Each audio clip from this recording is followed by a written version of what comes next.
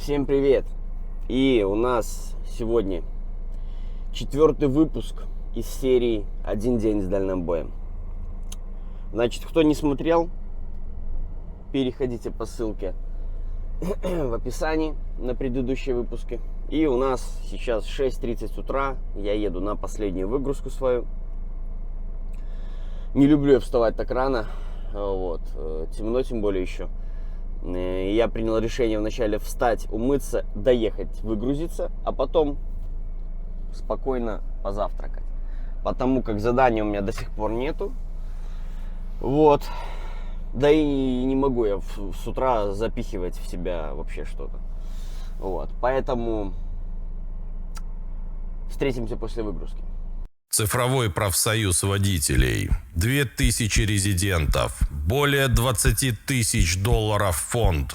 Присоединяйся. Мы своих не бросаем.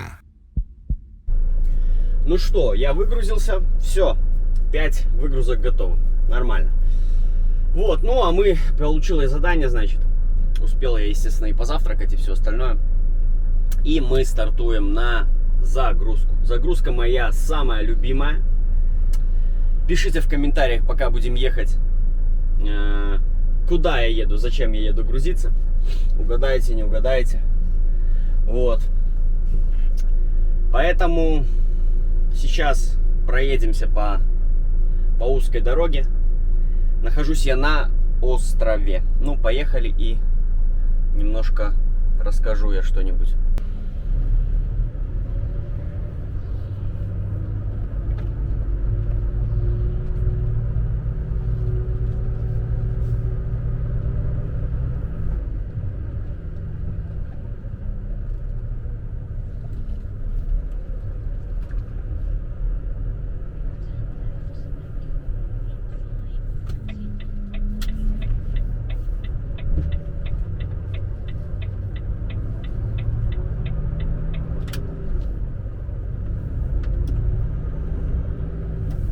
Так, как я уже и говорил, что однажды Норвегия, вокруг Норвегии, точнее, вдоль ее берегов, все усыпано в островах.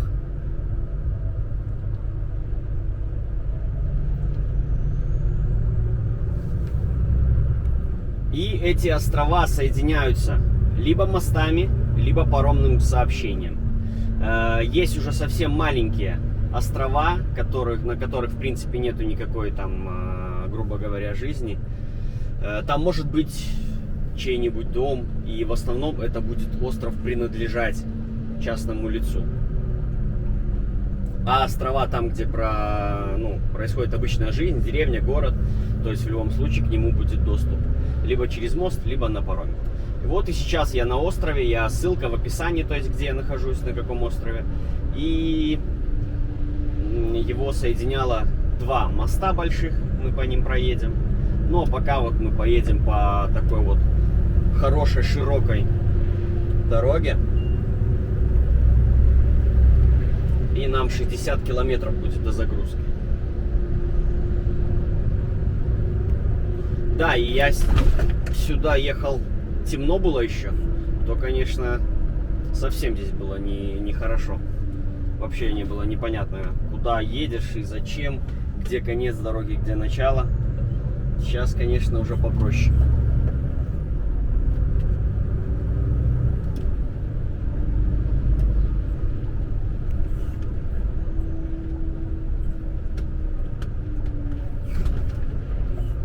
Еще и ямы.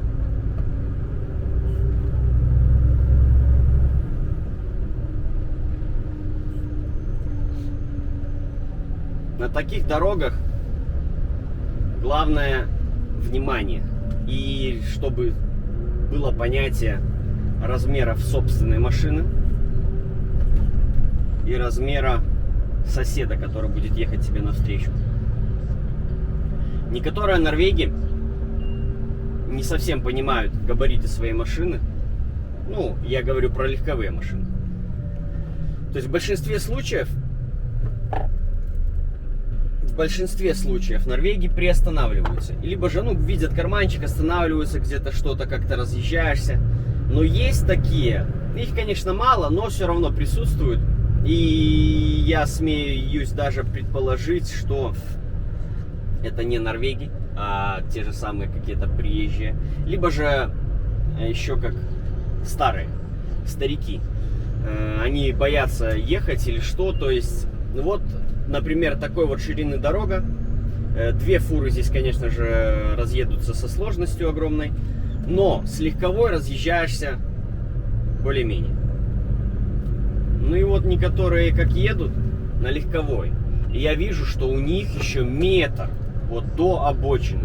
А я же еду полностью вдоль отбойника или обрыва какого-нибудь.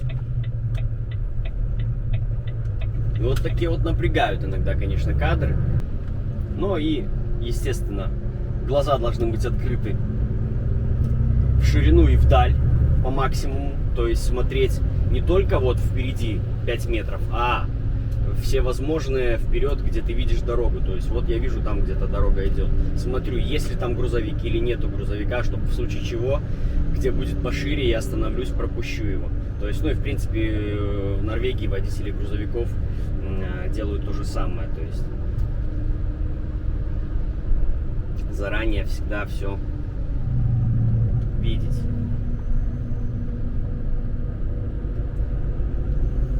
И вот вчера мы ехали, кусочек был по 13-й дороге, и у меня было видео летом, да, там была у меня 5-я часть одного из видео, я оставил ссылку в описании, ну и сейчас оставлю вам на всякий случай.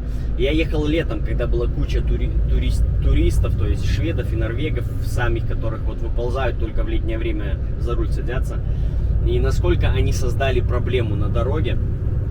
Какая была огромнейшая пробка просто из-за того, что они боялись разъезжаться друг с другом. Вот. И тем более все, кто на этих кемперах, просто у них там паника была у всех.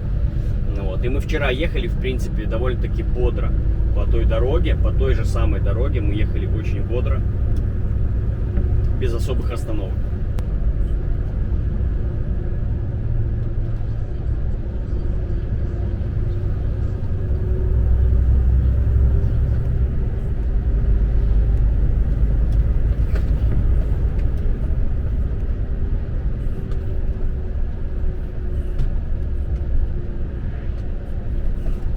Все, этот отрезок узкой дороги у нас закончится. Сейчас будет пошире, гораздо даже пошире. Я был удивлен вначале,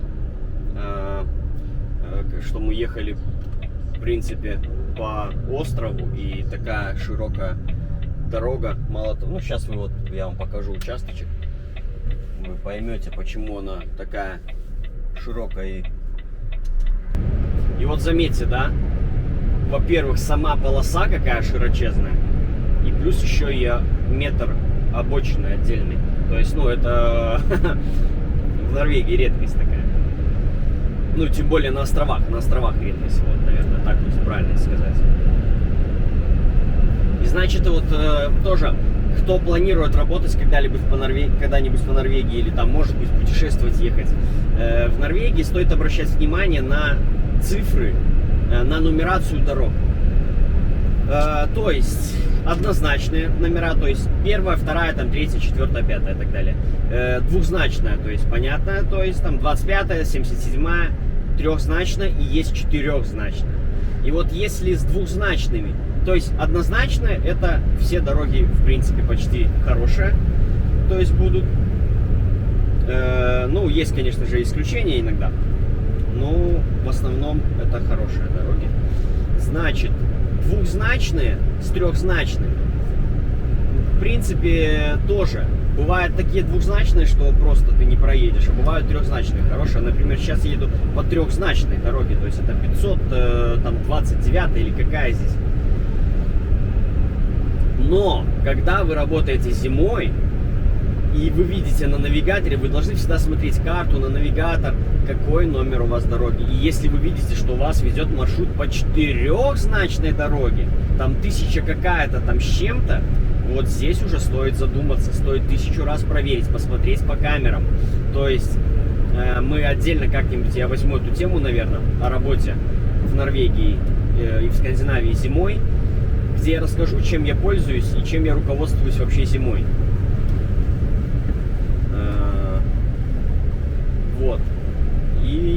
поэтому вот стоит на это внимание обращать. То есть, если четырехзначное, значит, в принципе, в большинстве случаев ничего хорошего это не значит. Да и трехзначное, то есть, тоже стоит всегда обращать внимание, какая она, где она и как она проходит. Но у нас впереди мосты. Так, что-то здесь за прикол на ровном месте.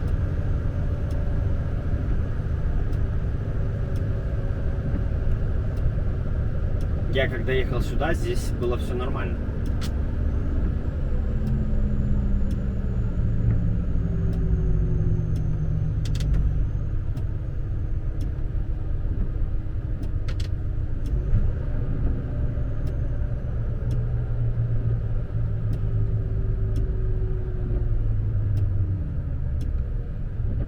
Что-то, может быть, случилось или что?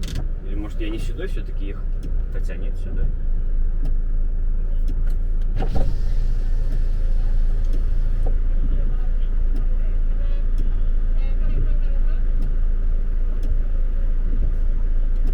Hello, what's happened? We are closing the tunnel. We have to drive through the old road. Ага, So the narrow one. ага, окей, Just a couple of minutes. окей. Короче, что-то закрыли там в тоннеле полосу. И будем, значит, как, ну, типа как движение в колонне, значит, будет.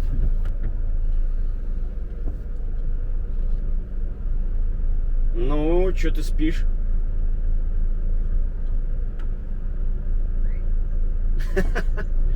Бля. Страна чудес.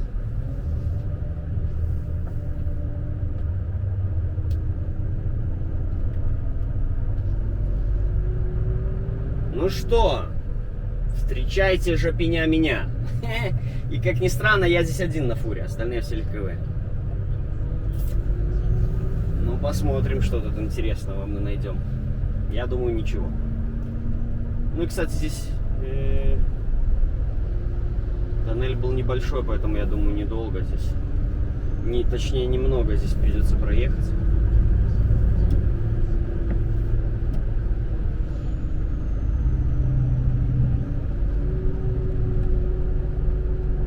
О, да. Подъемчик там хороший.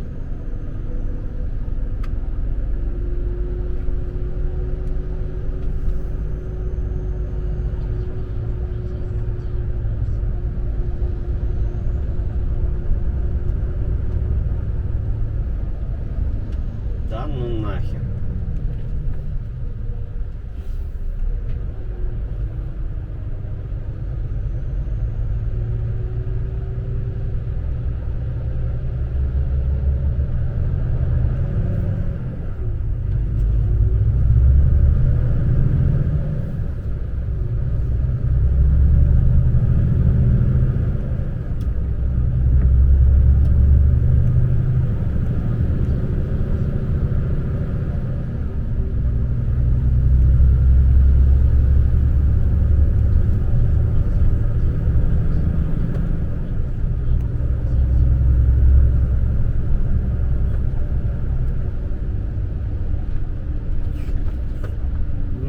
Да, вот так вот.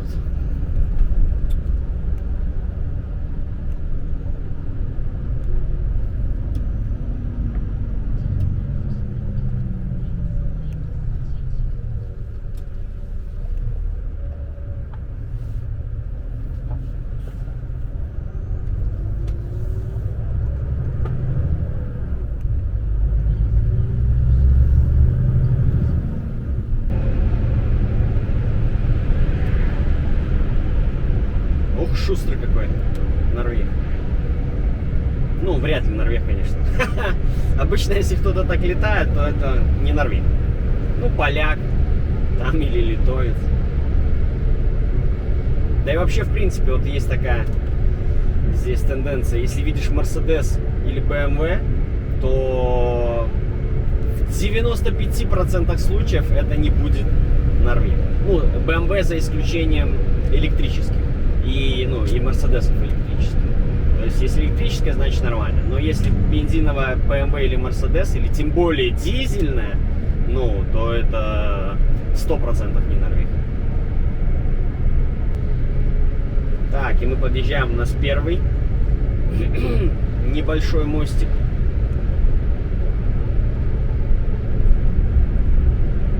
Ну, такой детский.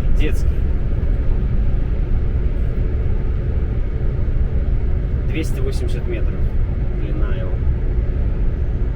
И у нас еще два будет. Там уже посерьезнее они.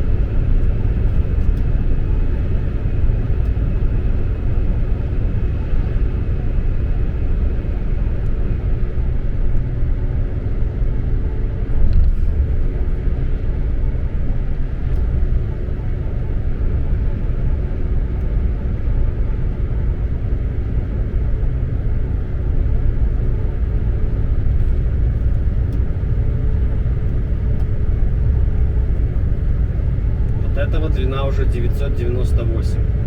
Помла-Бруа название моста.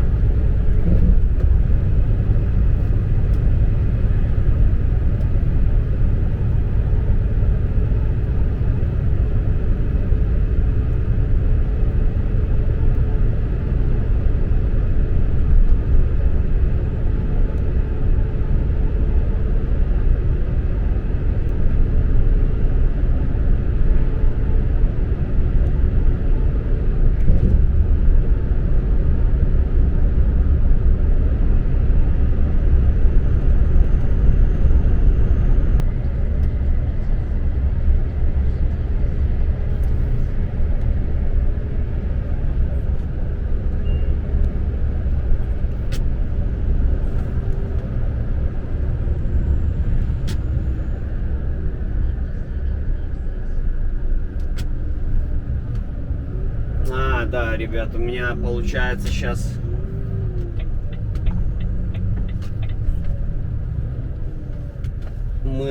не мост будет у нас, а подводный тоннель. Да, это у меня чуть в той стороне, в левой, там мост, а мы направо уходим. И вот сейчас мы ныряем 7 километров 860 метров. Помла-Фьорд туннеля. Подводный тоннель. 9% спуск, довольно-таки суровый. И такой же подъем. Ну, я пустой, мне все равно.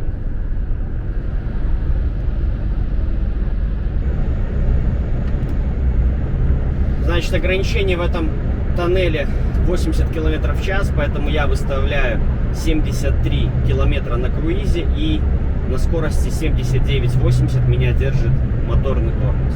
И все, так я и лечу на спуск. Если бы сейчас у меня была, если бы я был груженный там 30 тоннами или там даже 25, то я бы не разгонялся без маленькой скорости, с километров 30, наверное, бы сразу уже по максимуму начинал бы спуск с торможения, так сказать. Потому что если у вас нету ретардера дополнительного, то в жизни вы не остановитесь без участия ножного тормоза. Ну а если вы будете 9% на спуске давить на тормоза с весом 25 тонн, 30, то у вас задымятся все колеса, которые только можно.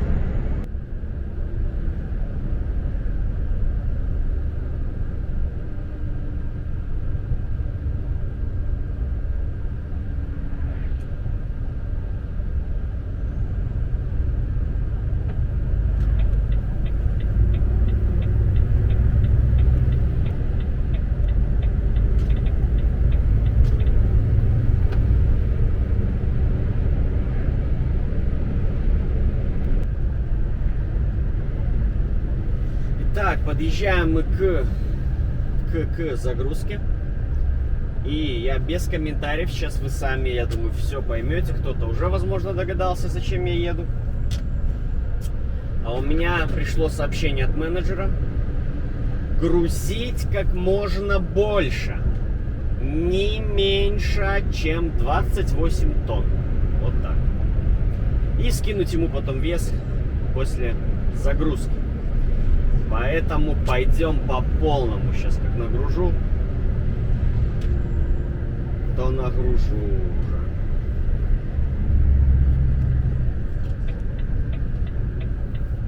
Да, и, кстати, здесь я в этом месте не грузился раньше.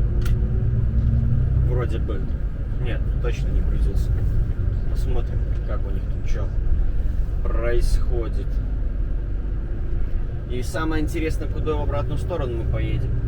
Но я предполагаю, что тудой мы и приехали по 134-й в сторону Осло.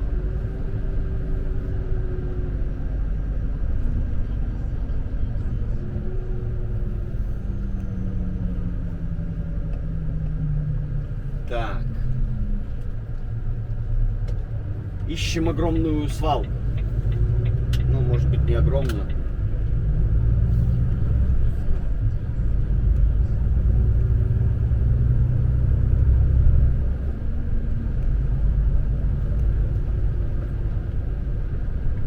Ну и вот она. Я вижу уже ихние эти контейнеры всякие.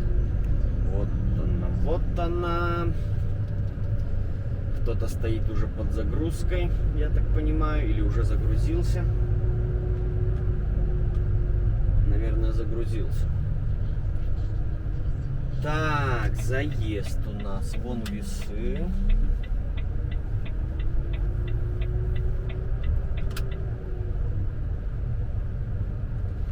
Каска, жилет, хотя бы, ну, если мне тюк будет падать на голову, то меня никакая каска не спасет. Так, по стандарту на весы. И потом куда-то она мне там объяснила ехать.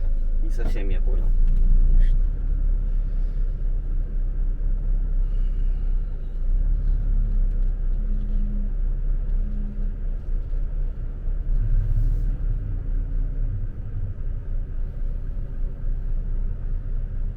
Все, сейчас нам зелененький, когда загорится, мы поедем.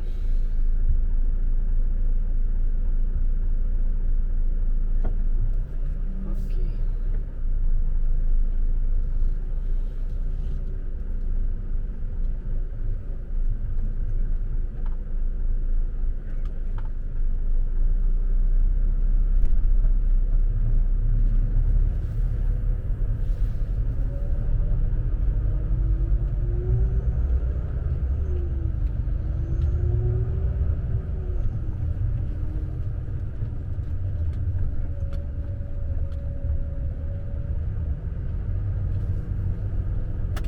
Сразу опустить ленивца. Так. Так.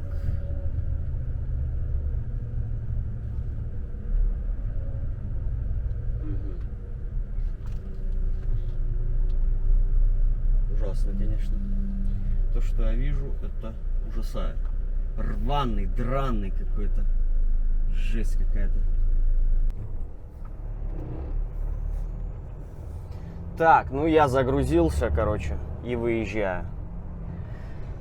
Итак, дорогие зрители, у меня для вас розыгрыш.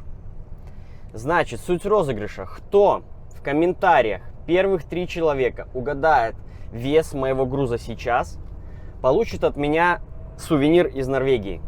Когда я приеду домой, я отправлю вам его по почте. Итак, значит, что нужно сделать?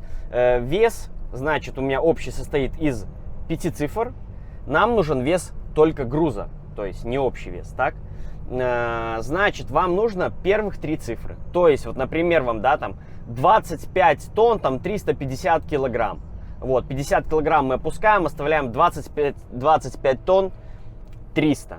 Вот, и то есть на следующей неделе я покажу вам, какой был вес, и покажу первых 3 в порядке, по порядку, то есть первых 3 человека, кто отгадал этот вес. Значит, подсказка вам какая, что 50 тонн общий вес максимальный у меня может быть, так, и я его не превышаю. И что, кто смотрел внимательно, тот знает, какой минимальный у меня должен быть вес груза. Вот, поэтому диапазон сокращается. Ну вот, давайте, значит, только единственное, что не пишите цифрами несколько вот подряд вариантов, потому что YouTube просто может отклонить эти комментарии, я их даже не увижу. Поэтому лучше с каким-то текстом добавляйте, типа, я вот считаю, что у тебя там такой-то, такой-то вес. Вот. И то есть, и сразу подряд несколько комментариев тоже не пишите. Лучше там чуть-чуть подождите, через там какое-то время дополните, допишите, добавьте. Вот, в общем. Поэтому давайте, кто первый, тот получит первых 3 человека. Все будет по-честному, все будет по датам, по времени, когда мне присылались эти комментарии. Вот, я все это вам покажу на следующей неделе. Вот, ну а мы мчимся обратно в Швецию через 134-ю дорогу. Поэтому смотрим, что у нас будет сегодня происходить дальше. Антибак-тахограф, датчик колейки, лучшие мобильные приложения для успешной и безопасной работы в дальнобое. Ищите в Google Play и App Store.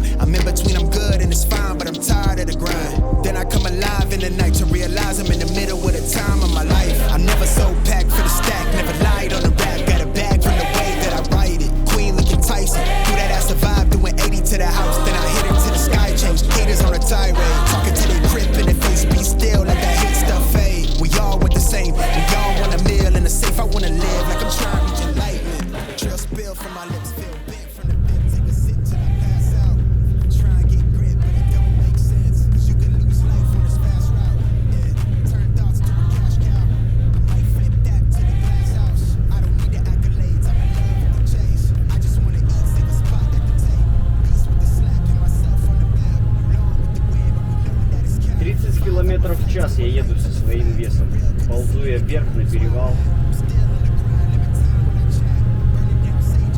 Вот такой вот я тяжелый.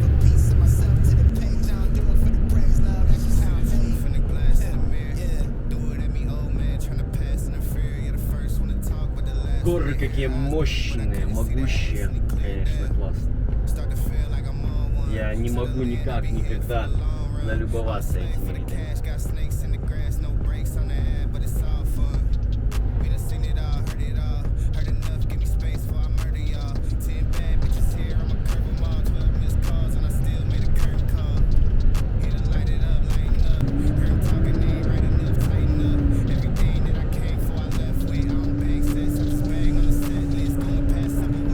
Горнолыжные курорт. Зимой уже будут они, конечно, исполняться.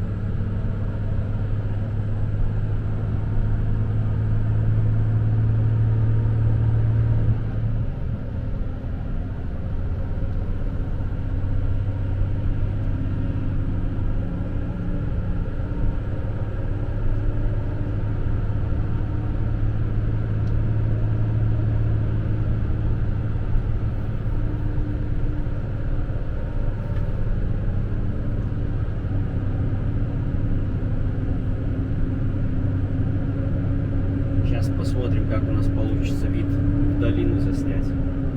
Я думаю, все четко получится.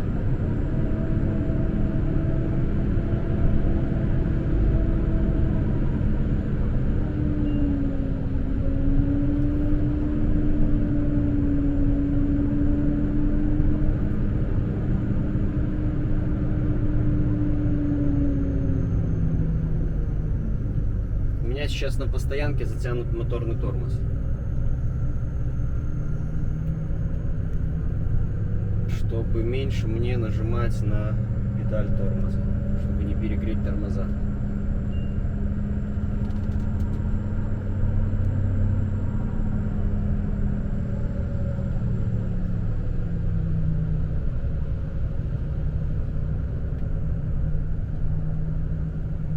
И это мы сейчас идем на спуск, а потом мы обратно пойдем на подъем, на самый высокий, на этом участке дороги.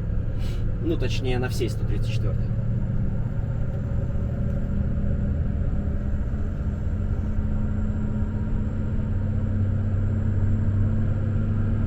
Ну, то есть сейчас я показываю то, что я не показал, когда мы ехали сюда.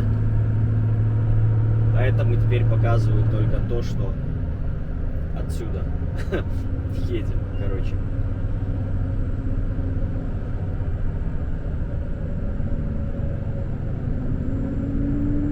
Сейчас я просто хочу словить, здесь где-то одно есть место. Вот оно, наверное, у нас. Да. Ну, тучи нам с облаками, конечно, немножко пейзаж. С одной стороны приукрасили, с другой стороны призакрыли.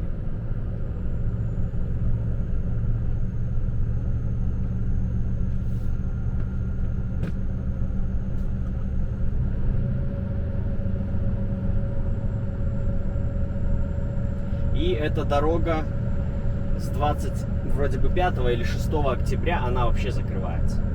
То есть, как я и говорил, что вот тот ремонт, который в объезд мы ехали, сейчас я к нему скоро подъеду, что из-за него дорогу закроют для грузовиков вообще. Ну, это и хорошо. Это очень хорошо.